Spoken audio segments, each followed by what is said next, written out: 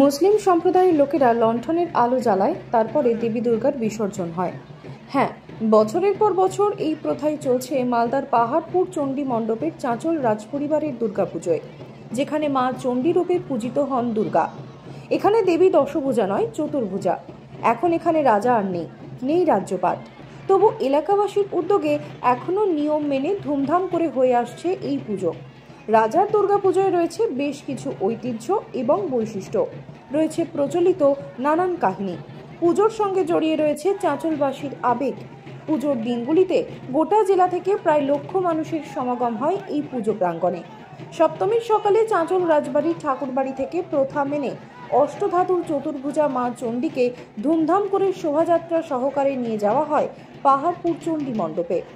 অষ্টধাতুর এই বিগ্রহের পাশাপাশি মাটিরও একটি মূর্তি তৈরি করা হয়।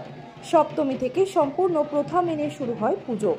সবথেকে বেশি ভিড় হয় অষ্টমী এবং কুমারী পুজোতে। কার্যত তিল ধারণের জায়গা থাকে না মন্দির প্রাঙ্গণে। পুজো উপলক্ষে বসে মেলাও। দশমীর গোধূলি লগ্নে সূর্য অস্ত যাওয়ার আগেই মা চণ্ডীর মাটির মূর্তিটি প্রথা মেনে স্থানীয় কুড়োল সমাজের লোকেরা কাঁধে করে বিসর্জন দেয় মরা মহানন্দার ঘাটে। সেই সময় দেবীকে লণ্ঠনের আলো দেখান পার্শ্ববর্তী গ্রামের মুসলিম সম্প্রদায়ের মানুষরা।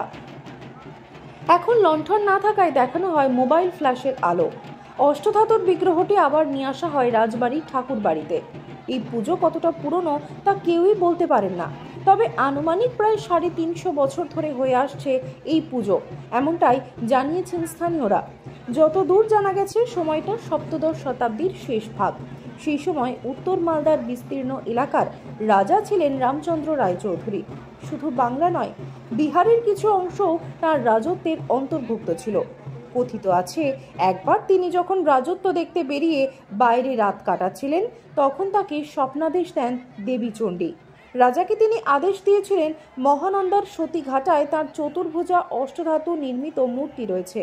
রাজাকে সেই মূর্তি প্রতিষ্ঠা করতে হবে, শুরু করতে হবে দুর্গাপুজো। দেবীর আদেশ পেয়ে পরের দিন সকালেই সতীঘাটায় চলে যান রাজা। স্বপ্নাদেশে বর্ণিত জায়গায় নদীতে নেমে তুলে আনেন দেবী চণ্ডীর মূর্তি। সেই থেকেই শুরু হয় রাজবাড়ির দুর্গাপুজো। দেবী চণ্ডীর অষ্টধাতুর মূর্তি সতীঘাটা থেকে প্রায় 3 কিলোমিটার দূরে রাজবাড়িতে এনে প্রতিষ্ঠা করেন রাজা রামচন্দ্র। সেদিন থেকেই রাজবাড়িতে শুরু হয় দেবীর নিত্য পুজো। পরবর্তীতে ফের দেবীর স্বপ্নাদেশ পান রাজা। আদেশ অনুযায়ী সতীঘাটায় দেবীর আরেকটি মন্দির নির্মাণ করেন তিনি। তবে প্রথমে সেখানে মাটির ঘর ও খড়ের ছাউনি দিয়েই মন্দির তৈরি করা হয়েছিল। পরবর্তীতে রাজবংশের অন্যতম রাজা শরৎচন্দ্র রায়চৌধুরীর নির্দেশে তৎকালীন ম্যানেজার সতীরঞ্জন বন্দ্যোপাধ্যায়ের তত্ত্বাবধানে সেখানে পাকা দুর্গা দালান নির্মিত হয়। ততদিনে জায়গাটির নাম পরিবর্তিত হয়ে পাহাড়পুর হয়েছে। এখনো সেখানেই রয়েছে সেই দুর্গা দালান, যেটি পাহাড়পুর চণ্ডী মণ্ডপ নামে পরিচিত। ব্যুরো রিপোর্ট, নজরে বাংলা। এয়ার ইনফ্রাস্ট্রাকচারের উদ্যোগে অহনা অ্যাপার্টমেন্ট, বারাসাতের হৃদয়পুরে নৃপেন ঘোষ সরণিতে তৈরি হচ্ছে নতুন আবাসন প্রকল্প। থাকছে একগুচ্ছ বিশেষ সুবিধা, লিফট থেকে শুরু করে ডিপ টিউবওয়েল, এছাড়াও থাকছে সাউন্ড প্রুফ জেনারেটর এবং কার পার্কিং এর সুবিধাও। এখানে 2 এবং 3 BHK ফ্ল্যাট রয়েছে। এছাড়াও থাকছে আরো একগুচ্ছ বিশেষ সুবিধা। বিস্তারিত জানতে ফোন করুন স্ক্রিনে দেওয়া ফোন নম্বরে। সাধ্যের মধ্যে স্বাদ পূরণ।